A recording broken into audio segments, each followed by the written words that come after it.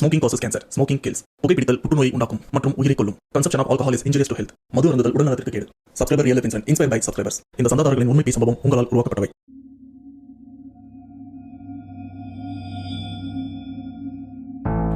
இது வரைக்கும் நம்ம சேனல்ல இந்த மாந்திரிகம், சூனியம், ஏவல் அப்படின்னு இந்த சூனியம் சம்பந்தப்பட்ட விஷயத்தால பாதிக்கப்பட்ட பல உண்மை சம்பவங்களை பார்த்துருக்கோம்.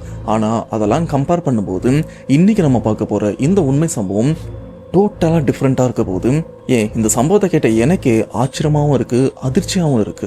தம்ப்நெயில்ல இருக்கிற டைட்டிலை பார்த்துட்டு தான் நீங்க வீடியோவை பார்க்க ஆரம்பிச்சிருப்பீங்க. அந்த டைட்டில்ல நான் என்ன மென்ஷன் பண்ணிருப்பேன்னா, அம்மன் சிலையை கால் மீதியாக பயன்படுத்திய குடும்பத்தின் பயங்கரம் அப்படின்ற மாதிரி தான் மென்ஷன் பண்ணிருப்பேன். அப்படி பார்த்தோம்னா இந்த இடத்துல ஒரு குடும்பம் அம்மன் சிலைன்னு கூட பார்க்காம அதை காலில் போட்டு மிதிச்சிருக்காங்க, அதுவும் தினம். அப்படி அந்த விஷயத்த பண்ண குடும்பத்தோட நிலைமை இப்ப எப்படி இருக்கு, அதுல உயிர்கள் ஏதாச்சும் எஞ்சி இருக்கா அப்படின்னு ஒரு பயங்கரமான உண்மை சம்பவத்தை பத்தி தான் இப்ப நாம பார்க்க போறோம். அதுவும் இந்த சம்பவம் எங்க நடந்திருக்குன்னா நம்ம பக்கத்து ஊரான ஆந்திரால தான் நடந்திருக்கு. ஆனால் அந்த சம்பவத்தை பார்க்கறதுக்கு முன்னாடி இந்த மாதிரி பேய் சம்பவம் உங்கள் லைஃப்பில் நடந்திருக்கா, அப்படி நடந்ததுன்னா அதை நீங்கள் என்கிட்ட ஷேர் பண்ணணும்னு நினச்சிங்கன்னா டிஸ்பிளேல தெரியுற இந்த வாட்ஸ்அப் நம்பருக்கு உங்கள் லைஃப்பில் நடந்த அந்த பேய் சம்பவத்தை ஒரு வாய்ஸ் நோட்டாகவும் இல்லை டைப் பண்ணி கூட நீங்கள் எனக்கு ஷேர் பண்ணலாம். அப்படி ஷேர் பண்ணுறது உண்மை சம்பவம் உண்மையிலே த்ரில்லிங் அதை நான் கண்டிப்பாக நம்ம சேனலில் போஸ்ட் பண்ணுறேன். ஸோ ஒரு பேசாமல் வீடியோவில் போகலாம். நீங்கள் நம்ம சேனல் புதுசாக மறக்காம சேனல் சப்ஸ்கிரைப் பண்ணுங்கள், பெல் பட்டன் கிளிக் பண்ணுங்கள். இப்போ நம்ம வீடியோவில் போகலாம்.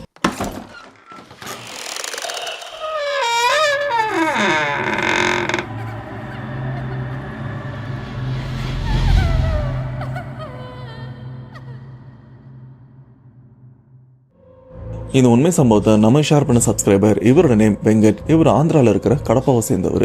அண்ட் இந்த திகில் பேய் சம்பவம் வெங்கட் இவருக்கு நடக்கல, இவருடைய உயிர் நண்பர் அவருடைய குடும்பத்துக்கு தான் இந்த பயங்கரமான சம்பவமும் நடந்திருக்கு. அதுவும் 2020 சரியா 2020 லாக்டவுனுக்குலாம் முன்னாடி. அண்ட் இந்த சம்பவத்தை நம்ம ஷேர் பண்ண வெங்கட் இவருடைய நண்பரான, அதாவது இந்த சம்பவத்துல பாதிக்கப்பட்ட குடும்பத்தை சேர்ந்தவர், அந்த நண்பருடைய பெயர் கோகுல்.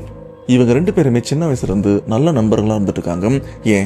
வெங்கட், கோகுல் இவங்க 2 பேர் வீடும் பக்கத்து வீடு தான். ஆனா இந்த பிரச்சனை எங்க இருந்து ஆரம்பிச்சதுன்னா, கோகுல் அவருடைய அப்பாவுடைய பெயர் ஏழுமலை.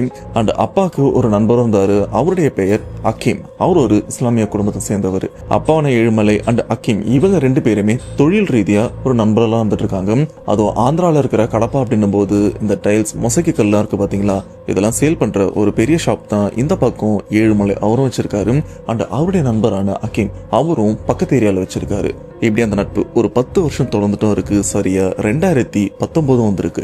அந்த சமயம் அக்கீம்க்கு ஒரு ரகசியமும் தெரிய வருது.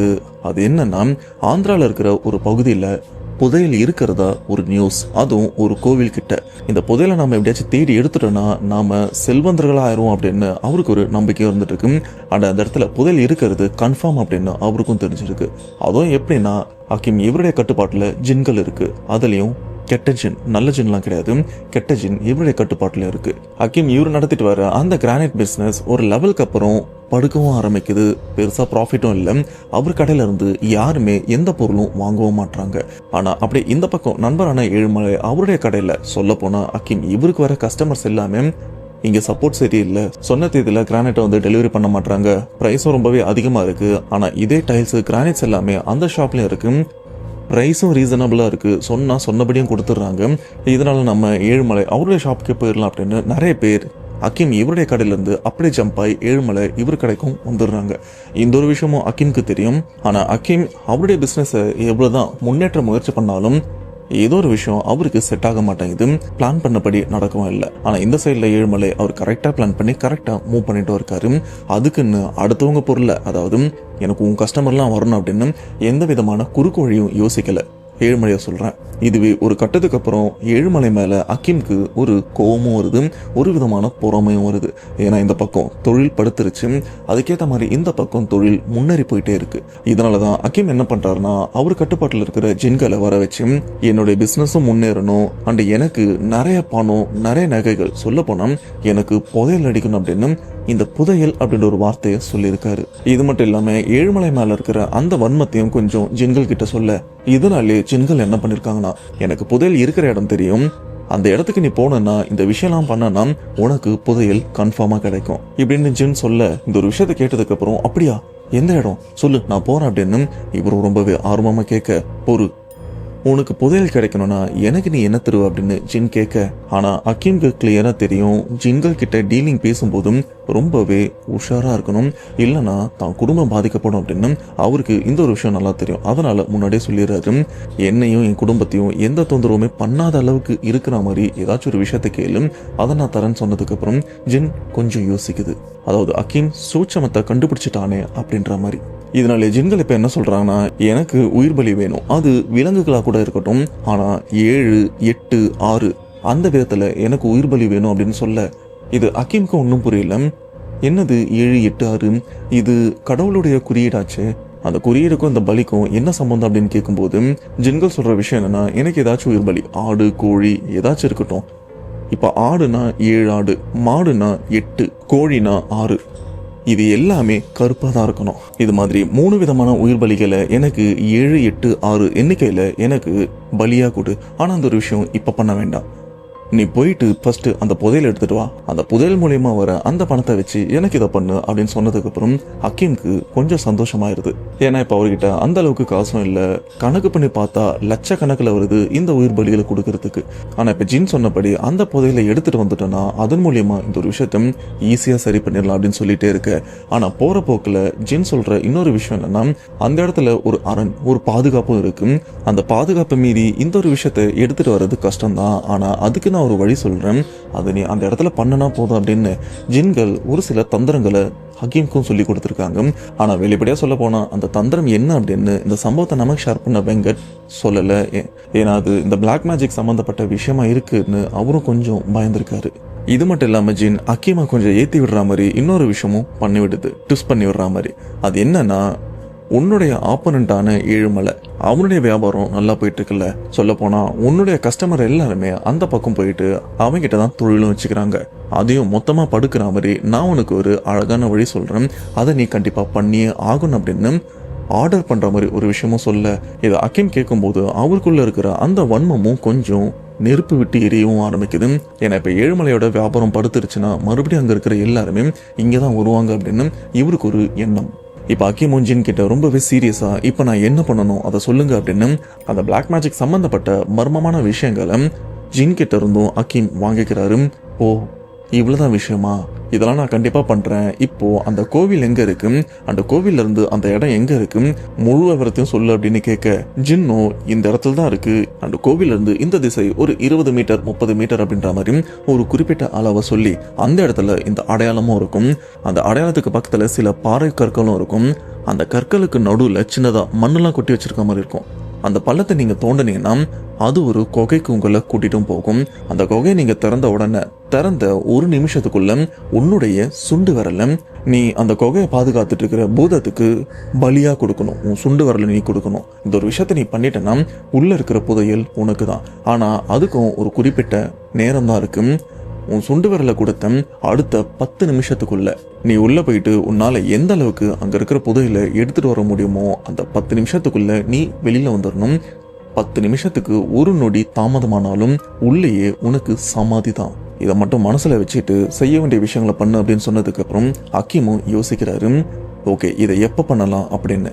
அப்பதான் அக்கீமுக்கு ஒரு விஷயமும் புரிய வருது. ஜின் சொன்ன மாதிரி அந்த குகைக்குள்ள போயிட்டு 10 நிமிஷத்துக்குள்ள நம்மளால எவ்வளவுதான் எடுத்துட்டு வர முடியும், மிஞ்சி போனா கொஞ்சம் தான் எடுத்துட்டு வர முடியும். ஏன்னா உள்ள புதையல் அப்படின்னும் போது கண்டிப்பா அது வெள்ளி தங்க காசுகளா தான் இருக்கும். இது எல்லாமே ஒரு உலோகம், ஒரு இரும்பு மாதிரி வெயிட்டா தான் இருக்கும். நிறையலாம் நம்மளால எடுத்துட்டு வர முடியாது. நாம ஏன் கூட யாரையாச்சும் கூட்டிட்டு போக கூடாது அப்படின்னு அக்கீமும் யோசிக்க, யாரை கூட்டிட்டு போறது, நமக்கு தெரிஞ்சவங்க யாரையும் கூட்டிட்டு போக முடியாது, பேசாம ஏழுமலையை கூட்டிட்டு போனா என்ன அப்படின்னு அக்கீமும் யோசிக்க, இது சரியா வருமா அப்படின்னு அவருடைய மனசுக்குள்ளேயும் 1000 கேள்விகளை கேட்டுக்கிறாரு. சரியா வருமா, வராதா, ஒருவேளை வரமாட்டானா அப்படின்னு. அப்போ அக்கீம் யோசிக்கிற விஷயம், ஒருத்தனை நம்ம வழிக்கு வர வைக்கிறதா இருந்தால் அவனுடைய ஆசையை தூண்டணும் அப்படின்னு அக்கீம் ஏழுமலையை பார்க்க போறாரு. பார்த்துட்டு அவர்கிட்ட இந்த மாதிரி புதையலோட ரகசியத்தையும் சொல்ல, ஆரம்பத்துல ஏழுமலை இந்த ஒரு விஷயத்த சுத்தமா நம்பல. ஏன்னா இந்த பூமிக்கடியில புதையல் இருக்கிறது உண்மைதான், ஆனா நீ சொல்றது ஏதோ புராண கதையில இல்ல ஏதோ கதை அடிச்சு விடுற மாதிரி இருக்கு, நீ சொல்றத நம்பிலாம் என்னால ரிஸ்க் எடுக்க முடியாது அப்படின்னு சொல்ல. அப்போ அக்கீம் என்ன சொல்றாருன்னா, என்ன நம்பி நீ ஒரு நாள் வா, அந்த இடத்துல இந்த குகை இல்லைன்னா நம்ம திரும்பி வந்துடலாம், இன்கேஸ் இருந்ததுன்னா ஒரு தடவை முயற்சி பண்ணி பார்க்கலாமே அப்படின்னு சொல்ல ஏழுமலையும் யோசிக்கிறாரு. அந்த இடத்துல உண்மையிலேயே இவன் சொல்ற மாதிரி குகை இருந்ததுன்னா நாம போகலாம், இல்லைன்னா சைலண்டா வந்துடலாம் அப்படின்னு. சரி எப்போ போறது அப்படின்னு கேட்க, இன்னைக்கு நைட்டே நம்ம போறோம் அப்படின்னு அக்கிமா சொல்ல, இது இன்னைக்கு நைட்டா? இல்லைப்பா, எனக்கு வீட்டில் கொஞ்சம் கமிட்மெண்ட்லாம் எல்லாம் இருக்குது அப்படின்னு, இன்றைக்கி என்னால் வர முடியாது அப்படின்னு சொல்ல, சரி இன்றைக்கி வர முடியாதா, அப்போ நாளைக்கு போகலாமா அப்படின்னு கேட்க, சரி நாளைக்கு வேணால் போகலாம் அப்படின்னு ஏழுமலையும் நாளைக்கு போகிறதுக்காக ஒத்துக்கிறாரு. இந்த பக்கம் அக்கிமும் ஹாப்பியாகிறாரு. அண்டு வீட்டுக்கு போயிட்டு அந்த தேவையான விஷயங்கள், இது மட்டும் இல்லாமல் ஏழுமலைக்கு அக்கிம் செய்ய வேண்டிய சில துரோகங்களுக்கு உண்டான ஏற்பாடுகளும் இந்த இடத்துல தான் நடக்க ஆரம்பிக்குது. அதாவது அதுக்குண்டான விஷயங்களையும் தயார்படுத்த ஆரம்பிக்கிறாரு. இப்படி அடுத்த நாளும் வருது. சாயங்காலம் போல அக்கிம் ஏழுமலை மீட் பண்றாரு. மீட் பண்ணதுக்கு அப்புறம் கார் எடுத்துட்டு அவங்க ஊர்ல இருந்து கொத்து மதிப்பா ஒரு 200 கிலோமீட்டர் தள்ளி இருக்கிற ஒரு கிராமத்துக்கும் போறாங்க. அந்த இடத்துல தான் அந்த கோவிலும் இருக்கு. இவங்க அங்க போய் சேர்றதுக்கு நைட்டு இருட்டாவும் ஆயிருது. இருட்டாகணுன்றது தான் இவங்களுடைய எண்ணமும். ஏன்னா பகல் நேரத்துல அந்த பக்கம் யாராச்சும் போனாங்கன்னா ஊர் மக்கள் யார் பாணி இங்க என்ன பண்ற அப்படின்னு கண்டிப்பா கேட்க வாய்ப்பு இருக்கு. இப்படி நைட்டு 10 மணிக்கெல்லாம் அந்த கோவிலுக்கும் போயிடுறாங்க. கோவில் தள்ளி காரை நிறுத்திட்டு அப்படியே கார்லயே தூங்குற மாதிரி படுத்துட்டும் இருக்காங்க. இப்படி டைம் போயிட்டும் இருக்கு. ஒரு 11:30 மணி போல அந்த கிராமத்துல இருக்கிற எல்லாருமே தூங்கிட்டு இருக்காங்க. யாருமே வெளியில வரல. ஆள் நடமாட்டம் இல்லைன்னு தெரிஞ்சதுக்கு அப்புறம் தான் அக்கீம் காரை விட்டு இறங்குறாரு. அண்ட் கொஞ்சம் நடந்து அந்த இடத்த நல்லா சுத்தி பாக்குறாரு. யாராச்சும் ஆட்கள் நடமாட்டம் இருக்கா அப்படின்னு. எதுவுமே இல்லைன்னு தெரிஞ்சதுக்கு அப்புறம் தான் ஏழுமலையை வந்து கூப்பிட, ஏழுமலை கொஞ்சம் பயந்துருக்காரு. டேய், இந்த இடமே பார்க்கறதுக்கு ஒரு மாதிரி இருக்குடா. பொதுவாகவே புதையில பூதம் காக்கா அப்படின்னு சொல்லுவாங்க. அப்படின்னா எதனா பிரச்சனை வரப்போகுது, எனக்கு பயமா இருக்குன்னு சொல்ல, டேய் எல்லாத்துக்கும் நான் வழி வச்சிருக்கேன், நீ என் கூட வா அப்படின்னு சொல்ல, இப்ப 2 பேருமே அந்த கோவிலுடைய வாசலுக்கும் போறாங்க. ஏன்னா கோவிலுடைய வாசல இருந்து இத்தனை அடி தள்ளி தான் அந்த இடமும் இருக்கும்ல. அப்படியே பொறுமையா நடந்து போக சொன்ன மாதிரி அந்த இடத்துல அந்த பாறை கற்களும் இருக்கு. பாறை கற்களுக்கு நடுவில் புதர் மண்டியும் இருக்கு. அதெல்லாம் வெட்டி எடுத்து பார்த்தா அந்த இடத்துல மண்ணெல்லாம் இருக்கு. இப்போ அதெல்லாம் தோன்றாங்க. அந்த மண்ணும் ரொம்பவே சுலபமா வந்துருது. சொல்லப்போனா ஒரு 5ல இருந்து ஒரு 6 அடி வரைக்கும் பள்ளம் தோண்டிருப்பாங்க. பள்ளம் தோண்டினதுக்கு அப்புறம் தான் அங்க இருக்கிற மண்ணில் அப்படியே சரிஞ்சு உள்ள போறதுக்கான ஒரு வழியும் தெரியுது. டார்ச் அடிச்சு பார்க்க ஒரு வழி போறதும் தெரியுது. இப்ப இந்த ஒரு விஷயத்த பார்த்த உடனே ஏழுமலையா இருக்கட்டும் அக்கிமா இருக்கட்டும் அப்படியே அதிர்ச்சி அடைகிறாங்க. இதுல அக்கிம் என்ன பண்றாருன்னா அவசர அவசரமா அவர் பாக்கெட்ல இருந்து ஒரு கட்டிங் பிளேடு மாதிரி எடுக்கிறாரு. அது சில வார்த்தைகள்லாம் சொல்லி அவருடைய சுண்டு வரல அப்படியே கட் பண்ணி அந்த குழிலையும் போட்டுறாரு. அதாவது அந்த சுரங்கத்தோட வாயில் இருக்குல்ல அதுலயும் போட்டுறாரு. இதை பார்த்து ஏழுமலை பயங்கரமா அதிர்ச்சி அடைகிறாரு. ஏன்னா ஏழுமலைக்கு சுத்தமா தெரியாது இவன் இப்படி பண்ண போறான் அப்படின்னு. இப்ப விரல் வெட்டுப்பட்டதுக்கு அப்புறம் ரத்தம் அதிகமா ஒழியும் இல்ல, பையில இருந்து ஒரு துணி எடுத்து ரொம்பவே இறுக்கமா பிடிச்சிட்டு அக்கிம் அந்த கொகையிலையும் குதிக்கிறாரு. டேய் சீக்கிரம் வாடா அப்படின்னு டார்ச் அடிச்சுட்டு அந்த கொகைக்குள்ளேயும் போறாங்க. ஆனா அப்படி உள்ள போகும்போது அந்த இடத்துல ஏதோ மிருகம் கத்துற மாதிரி ஒரு சத்தமும் கேக்குது. ரொம்ப பெருசாலாம் இல்ல, ரொம்பவே மைல்டா. இந்த சத்தத்தெல்லாம் கண்டுக்காதரா அப்படின்னு அக்கிம் ஏழுமலைகிட்டையும் சொல்ல, இப்ப 2 பேருமே அவசர அவசரமா அந்த சுரங்க போற பாதைக்குள்ள கொஞ்சம் தூரம் போறாங்க. போனதுக்கு அப்புறம் அந்த இடத்துல புதையெல்லாம் இருக்கு. ஆனா எல்லாமே மண்ணோட மண்ணா தான் இருக்கு. ஆனா மண்ணோட மண்ணா இருந்தாலும் தங்கம் அழியாதுல்ல. இப்போ அக்கிமும் ஏழுமலையும் அந்த தங்கத்தெல்லாம் பார்த்ததுக்கு அப்புறம் ரொம்பவே சந்தோஷப்படுறாங்க. அதை முடிஞ்ச வரைக்கும் அவங்க எடுத்துட்டு வந்த அந்த பேக்ல அந்த 10 நிமிஷத்துக்குள்ள எல்லாத்தையுமே மாறி அந்த பையிலையும் போட்டு 10 நிமிஷத்துக்கு முன்னாடியே அந்த இடத்த விட்டும் வெளியில வந்துடுறாங்க. ஏன்னா அந்த பேக்கே ரொம்பவே கனமா இருக்கு. இன்னும் நாம கொஞ்சம் வெயிட் பண்ணாலும் இந்த பேக்கையும் தூக்க முடியாது, வெளியிலையும் போக முடியாது, இங்கே நமக்கு சமாதி அப்படின்னு அக்கிமுக்கு கிளியரா தெரியும். அதனாலதான் கூட ஏழுமலையும் கூட்டு வந்திருக்காரு. இப்போ இந்த புதையெல்லாம் எடுத்ததுக்கு அப்புறம் அவசர அவசரமா அந்த குகையை விட்டு வெளியில வந்துட்டாங்களே. வெளியில வந்ததுக்கு அப்புறம் அந்த இடத்துல புதர்லாம் இருந்தது பாத்தீங்களா, அந்த செடியெல்லாம் வெட்டி ஓரமா போட்டிருப்பாங்க. அந்த செடி கொடிகள் எடுத்து மறுபடியும் இந்த பாறைக்கு நடுவிலையும் போட்டுறாங்க. அங்க தோண்டி வச்ச அந்த மண்ணெல்லாம் அப்படியே கொட்டி இப்படிப்பட்ட ஒரு இடம் இருக்கு அப்படின்னு மற்றவங்களுக்கு தெரியாத அளவுக்கு அப்படியே அந்த இடத்த சமாளிச்சுட்டு அந்த இடத்த விட்டு அவசர அவசரமா ஒரு பாதுகாப்பான இடம் அப்படின்ற உணர்ற மாதிரி இந்த ஊரை விட்டு தள்ளியும் வந்துடுறாங்க. அப்படி தள்ளி வந்ததுக்கு அப்புறம் அக்கிம் ஏழுமலை 2 பேருமே இந்த வண்டியில இருக்கிற இந்த புதையலை பார்த்து ரொம்பவே சந்தோஷப்படுறாங்க. ஆனா அக்கிம் என்ன சொல்லியிருக்காருன்னா, நீ என் கூட வந்து அந்த இடத்துல உண்மையிலே புதையல் இருந்ததுன்னா உனக்கு இந்த அளவுக்கு தான் பங்கு தரும் அப்படின்னு. ஒரு 20% 30% அப்படின்ற மாதிரி. ஆனா அதுவே கோடியில போகும். இந்த இடத்துல ஏழுமலையும் எந்த பிரச்சனையும் பண்ணாம நீ எனக்கு கொடுக்க வேண்டியதை கொடு அப்படின்னு அக்கிம் கொடுக்கறத மட்டும் வாங்கிக்கிறாரு. இதுக்கப்புறம் சேஃபா வீட்டுக்கும் வந்துடுறாங்க. அப்படி வீட்டுக்கு வந்ததுக்கு அப்புறம் ஜின் எதிர்பார்த்த மாதிரி அந்த உயிர் பலிகளை ரொம்பவே சுலபமாகவும் அக்கிம் ஜின்களுக்கும் கொடுக்கறாரு. இதை கொடுத்து முடிச்ச உடனே ஜின் அக்கிம் கிட்ட, நீ ஏழுமலைக்கு இந்த ஒரு விஷயத்த பண்ண சொன்னே பண்ணி அப்படின்னு கேட்க, இன்னைக்கு நைட்டே பண்ணிடுறேன் அப்படின்னு ஜின்களுக்கு வாக்கும் கொடுக்க, அப்ப ஜின்கள் சொல்ற விஷயம், நீ பண்ற விஷயம் அவங்களுக்கு சுத்தி இருக்கிற யாருக்குமே தெரியக்கூடாது, தெரியாம பண்ணும், குறிப்பா அதை அவங்க வீட்டு வாசல்ல வச்சு பண்ணு அப்படின்னு ஜின் சொல்லியிருக்கு. அண்ட் இந்த இடத்துல தான் நான் ஆரம்பத்திலே சொன்ன பார்த்தீங்களா ஒரு விஷயம், அம்மன் சிலையை காலால் மிதிக்க போறாங்க அப்படின்னு, அது இங்க இருந்து தான் ஆரம்பிக்குது. இப்போ அக்கீம் ஜின்களுக்கு பண்ண வேண்டிய எல்லா விஷயங்களும் பண்ணதுக்கப்புறம் ஆல்ரெடி அவங்க வீட்டில் வாங்கி மறைச்சி வச்ச ஒரு பொருளை எடுத்திருக்காரு போல இருக்கு. அது வேற ஒன்றுமே இல்லை, அம்மன் சிலை. அண்ட் அந்த சிலை வந்து ஒரு அடி உயரமும் இருக்கும். இது மட்டும் இல்லாமல் அந்த அம்மன் சிலை முற்றிலும் கருங்காலால் செய்யப்பட்டிருக்கு. அண்ட் அம்மன் சிலையோட அடிப்பகுதியில் பார்த்தீங்கன்னா ஒரு ஓட்டையும் இருக்கும். அந்த இடத்துல அந்த வெற்றிடம் ஓட்டை வைக்கிறதுக்கான ஒரு காரணம் என்ன தெரியுமா? இப்போ அக்கீம் ஜின் கிட்ட இருந்து வாங்கின அந்த ஏவல் சூனியம் எப்படி வேணாலும் சொல்லலாம், சூனியம்னு சொல்லலாம், அந்த சூனியம் சம்மந்தப்பட்ட அந்த பொருளை அந்த சிலைக்குள்ள வச்சிருக்காங்க. அப்படி வச்சுட்டு அந்த அடிப்பக்கத்தை மறைச்சிடுறாங்க எதையோ போட்டு. இப்போ அக்கீம் அவருடைய வேலையாட்களை ஒரு 2 பேரை கூப்பிட்டுட்டு டைரக்டா ஏழுமலையோட வீட்டுக்கு தான் போறாரு. அதுவும் நடுராத்திரி சுவரகுதி குதிச்சு ஏழுமலையோட வீட்டு வாசல் அந்த நிலக்கதவு இருக்கு பாத்தீங்களா, அந்த கதவு கிட்ட தான் நின்றுருக்காரு. சரியா சொல்ல போனா அந்த நிலக்கதவு வாசலுக்கு வெளியில இருக்கிற மேட்டு, கால் மிதிக்கிற அந்த மேட் இருக்கும்ல, அந்த மேட்டை எடுத்துட்டு அந்த இடத்துல பள்ளமும் தோண்ட ஆரம்பிக்கிறாங்க. பள்ளம் தோண்டும் போது வீட்டுக்குள்ள இருக்கிற ஏழுமலைக்கு கேட்காதா அப்படின்னு கேட்டீங்கன்னா கேட்காது. ஏன்னா ஏழுமலை அவங்க குடும்பத்தோட இப்ப வீட்டில் இல்லை, அவர் வேற இடத்துல தங்கியிருக்காரு. அக்கீம் இவர் முன்னாடியே பிளான் பண்ணியிருக்காரு, நம்ம இந்த புதையல் எடுத்துட்டு வந்ததுக்கு அப்புறம் நீ அடுத்த 2 நாள் இந்த ஊர்ல இருக்க வேண்டாம், ஏன்னா நம்மளுடைய பாதுகாப்புக்காக நான் சில மாந்திரிகம் சம்பந்தப்பட்ட விஷயம் எல்லாம் பண்ண வேண்டி இருக்கு, அதனால தான் சொல்றேன் ஒரு 2 நாள் நீ உன் வீட்டில் இருக்க வேண்டாம், வேற எங்கன்னா இரு அப்படின்னு பிளான் பண்ணி அவரையும் வேற இடத்துக்கும் அனுப்பியிருப்பாரு. இப்போ ஏழுமலை வீட்டில் யாருமே இல்லை, அதனால ரொம்பவே சுலபமா பள்ளம் தோன்றாங்க. அந்த பள்ளம் ரொம்ப பெருசாலாம் இல்லை, வெறும் 1 அடி தான். 1 அடி ஆழத்துக்கும் பள்ளம் தோண்டி சரியா அந்த அம்மன் சிலையை இப்படி படுக்க வச்சு அந்த இடத்துலயும் வச்சிடுறாங்க. அப்படி வச்சு மேல மண்ணை போட்டு அதுக்கு மேல சிமெண்ட் எல்லாம் போட்டு விட்டுறாங்க. சொல்ல போனா இதுக்கு முன்னாடி அந்த இடம் எப்படி இருக்கும் அதே மாதிரிதான் இப்போ இருக்கு. ஆனா இதுல ஒரு மோசமான விஷயம் என்ன தெரியுமா? அந்த புதைக்கப்பட்ட அம்மன் சிலையோட அந்த முகம் பகுதி இருக்கு பாத்தீங்களா, அதுல ஓரளவுக்கு அந்த தரையில இருந்து கொஞ்சம் வெளியிலயும் இருக்கும். அதாவது நம்ம கால் பட்டம் டைரக்டா அது அந்த சிலை மேலதான் போடும். அந்த அளவுக்கு நேக்காதான் கொஞ்சம் மேல் எழுப்பி தான் அக்கீமும் அந்த சிலையை புதைச்சிருக்காரு. இப்படி எல்லா விஷயமும் பண்ணி முடிச்சுட்டு அக்கீமும் கிளம்பிட இப்படியே 2 நாள் ஆகுது. ஆனா இந்த 2 நாளுக்குள்ள அந்த 2 வேலையாட்கள் இருக்காங்களே, நைட்டோட நைட்டா செவர் எகிரி குதிச்சு அந்த இடத்துக்கு வந்து அந்த சிமெண்ட்ல கொஞ்சம் தண்ணி ஊற்றி அந்த சிமெண்டோட தன்மை கொஞ்சம் இருக்கிற அளவுக்கு தண்ணியை ஊற்றிட்டு அப்பப்போ வந்து போயிட்டு தான் இருப்பாங்க. இப்படியே 2 நாள் முடிஞ்சதுக்கு அப்புறம் ஏழுமலையும் கிளம்பி அவங்க வீட்டுக்கும் வராரு.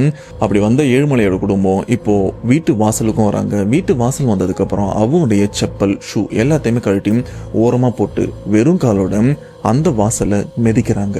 இப்படி அவங்க குடும்பத்தை சேர்ந்த எல்லாருமே அந்த வாசலை நல்லா மிதிச்சுட்டு தான் வீட்டுக்குள்ளேயும் போறாங்க.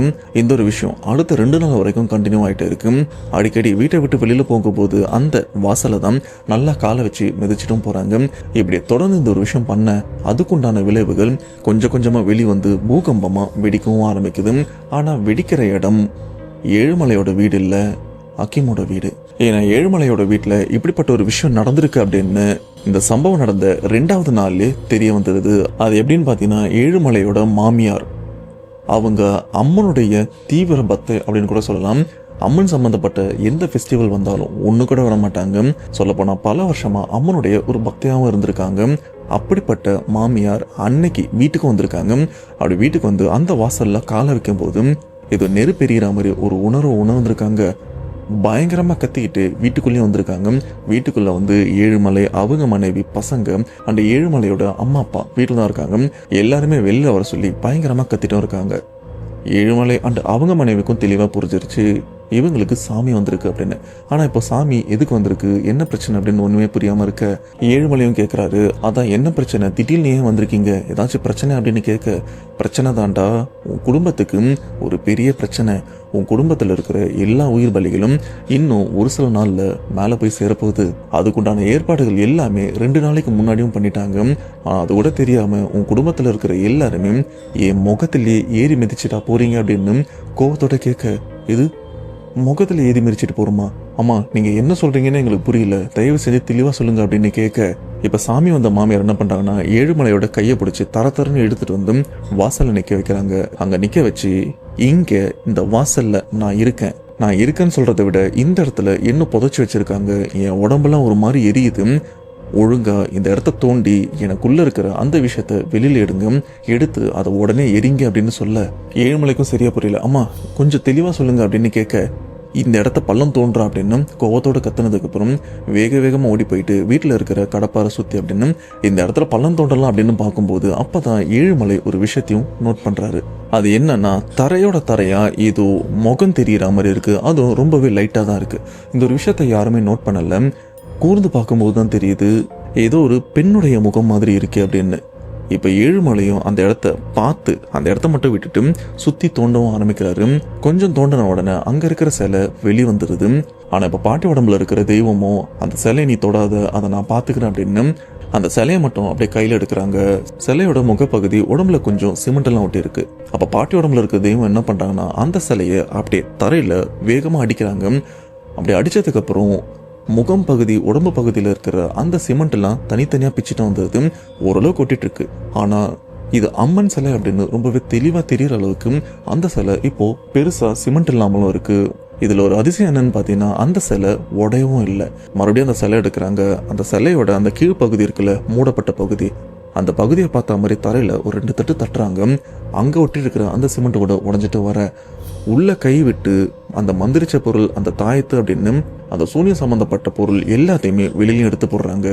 அப்படி வெளியில எடுத்து போட்டதுக்கு அப்புறம் ஏழுமலையோட மனைவி கிட்ட நீ வீட்டுல போயிட்டு மஞ்சள் தண்ணி அதுல வேப்பிலையை போட்டு எடுத்துட்டு வா அப்படின்னு சொல்ல, அண்ட் இப்போ ஏழுமலை கிட்ட நீ பயன்படுத்தாத உன்னுடைய வெள்ளை வேஷ்டி இருந்துன்னா எடுத்துட்டு வா அப்படின்னு சொல்ல, ஏழுமலையும் வேகமா போயிட்டு இந்த விஷயத்தெல்லாம் எடுத்துட்டும் வராரு.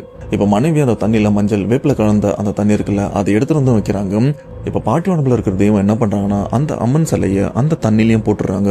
அப்படி அந்த சிலைய தண்ணியில போடும்போது ஒரு இரும்ப நல்லா பழுக்க காய்ச்சி அதை தண்ணியில போட்டா அந்த இரும்பு எப்படி ரியாக்ட் பண்ணும், அந்த மாதிரி தான் இந்த சிலை புகெல்லாம் வெளியில வர இதை பார்த்த எல்லாருமே அதிர்ச்சி அடைகிறாங்க. ஓ, இதனாலதான் அம்மன் உடம்புல எரியுதுன்னு சொன்னாங்களோ அப்படின்னு. அதுக்கேற்ற மாதிரி பாட்டி உடம்புல இருக்கிற அம்மன் இப்பதான் என் உடம்புல இருக்கிற சூடு கொஞ்சம் கொஞ்சமா தணிஞ்சிட்டு வருது அப்படின்னு ஏழுமலை கிட்ட இருக்கிற அந்த வேஷ்டியை வாங்குறாங்க. ஆனா அந்த வேஷ்டியை நல்லா சுக்குநூறா கிழிக்கிறாங்க. கிழிச்சது மட்டும் இல்லாம இப்ப இந்த சிலைக்குள்ள இருந்து எடுத்த அந்த மாந்திரிக பொருள் இருக்குல்ல, அந்த பொருள் எல்லாத்தையுமே இந்த துண்டு துண்டா கிழிச்ச இந்த துணி கூட கலந்து அதை அப்படியே ஒரு பொம்மை மாதிரி திரிச்சும் எடுக்கிறாங்க. இந்த சூனியல் ஆப்பாங்க பாத்தீங்களா ஒரு பொம்மை, அந்த மாதிரி அந்த பொம்மையை வந்து திரிச்சு எடுத்து இப்ப எந்த பள்ளத்துல இருந்து அந்த அம்மன் சிலை எடுத்தாங்களோ அதே பள்ளத்துல அந்த சூனிய பொம்மையை அப்படியே வச்சு அந்த இடத்துல எரிச்சிடுறாங்க. அப்படி எரிக்கும் போது அம்மன் சொல்ற விஷயம் என்ன தெரியுமா, இப்போ எவன் ஒருத்தன் உனக்கும் எனக்கும் இந்த ஒரு விஷயத்த பண்ணானும் அவனுக்கே இது போய் சேரும். அது சேர்ந்ததுக்கு அப்புறம் அவன் குடும்பம் என்ன ஆகுதுன்னு மட்டும் பாரு அப்படின்னு ரொம்பவே கோவத்தோட சொல்ல, ஆனா ஏழுமலை என்ன சொல்லியிருக்காருன்னா, அம்மா ஏதோ அவங்க தெரியாம பண்ணிட்டாங்க, இதனால எங்களுக்கு எந்த ஆபத்தும் வரலையே, அதுக்குள்ள நீங்க எங்களை வந்து காப்பாத்திட்டீங்க, இதை இப்படியே விட்டுடலாமே அப்படின்னு சொல்ல. ஆனா அம்மன் அந்த இடத்துல இப்போ ஒரு ருத்த தாண்டவத்துல இருக்காங்க, பெரும் கோவத்துல இருக்காங்க. அப்போ அவன் சொல்ற விஷயம் என்ன தெரியுமா, இந்த பிரச்சனை உன்னோட போயிருந்ததுன்னா இதை நான் எப்பயும் சரி பண்ணி உன் குடும்பத்தை நான் காப்பாத்திருப்பேன், ஏன்னா உன் குடும்பத்தை கூட நான் எப்பவும் இருக்கேன். ஆனா என்கிட்டயே என் மூலியமா இந்த ஒரு விஷயம் உன்னை தாக்குற மாதிரி சில வேலைகளை பண்ணும்போது என்னால சும்மா விட முடியாது. சொல்ல போனா இந்த விஷயத்துல சம்பந்தப்பட்ட யாரையுமே நான் சும்மா விட மாட்டேன் அப்படின்னு சொன்ன அடுத்த செகண்ட் பாட்டி அப்படியே மயங்கி கீழே விழுந்துடுறாங்க. இப்படி மயங்கி விழுந்த பாட்டியை அப்படியே கைத்தாங்களா தூக்கிட்டு வந்து சோஃபாலையும் கொஞ்ச நாள் படுக்க வைக்கிறாங்க. படுக்க வச்சுட்டு தண்ணிலாம் கொடுக்குறாங்க. தண்ணி கொடுத்ததுக்கு அப்புறம் பாட்டி அப்படியே பொறுமையா கண்ணு முழிச்சு எந்திரிக்க, என்ன நடந்தது, ஏதோ பெருசா எதுவும் நடந்திருக்குன்னு மட்டும் எனக்கு தெரியுது, என்னாச்சு அப்படின்னு கேட்டதுக்கு அப்புறம் தான் விஷயத்தையும் சொல்றாங்க. அப்படி சொல்லும்போது தான் பாட்டி எனக்கு ரொம்ப நேரமா இந்த கால் எரியுது அப்படின்னு அவங்களுடைய கால் பாதத்தையும் காட்டுறாங்க. அப்படி அந்த பாதத்தை காட்டின உடனே வீட்டுல இருக்கிற எல்லாருமே அதிர்ச்சி ஆகுறாங்க. என்னன்னு பார்த்தா பாட்டியோட கால் பாதத்துல அம்மன் சிலையோட அந்த முகம் பகுதி இருக்கு பாத்தீங்களா, அதை இரும்புல பழுக்க காய்ச்சி பாதத்துல வச்சா அந்த சிலையோட தடம் தெரியும் பாத்தீங்களா, அப்படிதான் பாட்டியோட பாதத்துல அந்த தடயமும் இருக்கு. ஆனா இந்த பக்கம் அக்கீம் இந்த ஒரு விஷயம் பண்ணி 2-3 நாள் ஆகுது. அவங்க வீட்டு வாசல்ல புதைச்சு 2-3 நாள் ஆகுதுல்ல. இப்ப வரைக்கும் அங்க என்ன நடக்குது, என்ன பிரச்சனைன்னு ஒண்ணுமே புரியலையே. ஒருவேளை அவங்க வீட்டுல பிரச்சனை பெருசாகி பூகம்பமும் வெடிக்க ஆரம்பிச்சிருச்சோ, ஏதா இருந்தாலும் பரவாயில்ல, நமக்கு நிம்மதி தான் அப்படின்னு அக்கீமும் நிம்மதியா இருக்காரு. இருந்தாலும் ஏழுமலைக்கு சும்மா ஃபோன் பண்ணி கேட்கலாம் அப்படின்னு அக்கீம் ஏழுமலைக்கு ஃபோன் பண்றாரு. ஆனா அந்த பக்கம் ஏழுமலை ஃபோன் எடுக்கவே இல்லை. அவர் எடுக்காததுக்கு காரணம், என் கூட இருந்துட்டு நீ இப்படி பண்ணுவேன்னு எடுக்கல அப்படின்னு ஒரு கோவத்தில் தான் அவரும் ஃபோன் எடுக்கல. இதை இவர் என்ன நினைச்சிருக்காருன்னா, அக்கீம் அவ்வளவுதான், ஏழுமலை க்ளோஸ் போல இருக்கு, இதுக்கப்புறம் நம்ம ராஜ்யம் தான் அப்படின்னு அவர் ரொம்பவே ஜாலியா உட்காந்துட்டு இருக்க. ஆனா அந்த வீட்டுல அடி யாருக்கு தெரியுமா, ஹக்கீமோட கட்டுப்பாட்டில் இருக்கிற அந்த கெட்ட ஜின்னுக்கு தான். ஏன்னா கெட்ட ஜின் தான் இந்த இடத்துல ட்விஸ்ட் பண்ற மாதிரி இந்த மாதிரி விஷயங்கள்லாம் பண்ணி விட்டுருக்கல. மொதல் அடியே கெட்ட ஜின்னுக்கு தான். அந்த சமயம் ஹக்கீம் என்ன பண்ணியிருக்காருன்னா, ஏழுமலை அவருக்கு என்னாச்சு, என்ன பண்ணிட்டு இருக்கான், அவனுடைய நிலைமை எப்படி இருக்குன்னு தெரிஞ்சுக்கிறதுக்காக அவர் கட்டுப்பாட்டில் இருக்கிற கெட்ட ஜின் கிட்ட விஷயத்தை கேட்கலாம் அப்படின்னு முயற்சி பண்றாரு. ஆனா என்ன முயற்சி பண்ணாலும் கெட்ட ஜின் கிட்ட இருந்து எந்த ரெஸ்பான்ஸுமே கிடையாது. என்னடா நான் வழக்கமா கூப்பிட்ட உடனே வந்து நிற்கும், ஆனா இப்ப வரைக்கும் எந்த ரெஸ்பான்ஸுமே இல்லை, என்னாச்சு இதுக்கு அப்படின்னு ஹக்கீம் கொஞ்சம் கோவப்படுறாரு.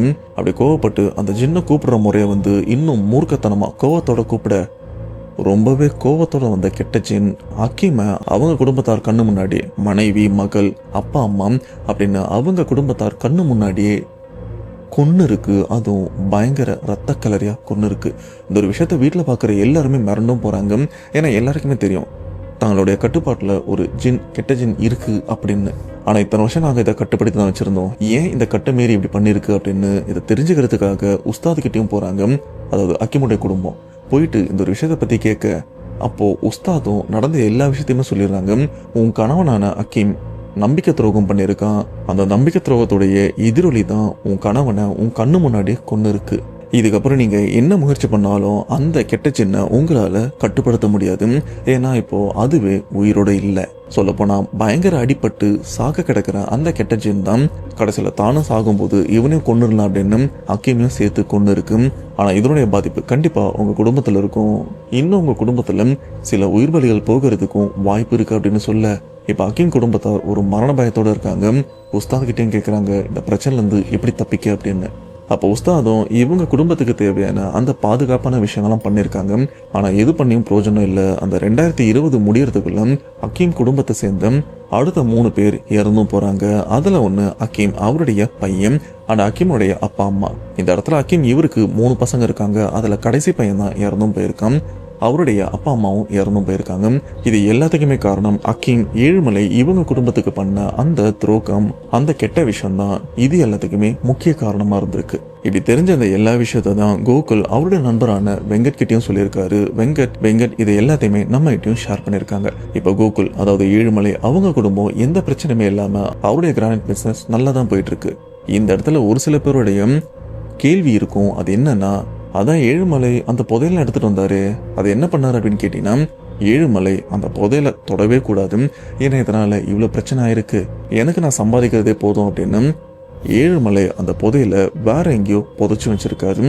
அதுவும் அவருடைய நிலத்துல தான் புதைச்சு வச்சிருக்காரு. அதை பயன்படுத்தவே கூடாது அப்படின்னு ஒரு சத்திய பிரமாணமும் எடுத்திருக்காரு. இந்த ஒரு விஷயம் அவங்க பையனான கோகுலுக்கும் நல்லா தெரியும். அதன்படி இப்ப வரைக்கும் அந்த புதையல அவங்க குடும்பத்தார சேர்ந்த யாருமே தொடக்கூட இல்லை. ஆனா அடுத்து தொட போறாங்களா இல்லையா அப்படின்னு காலம் தான் பதில் சொல்லும்.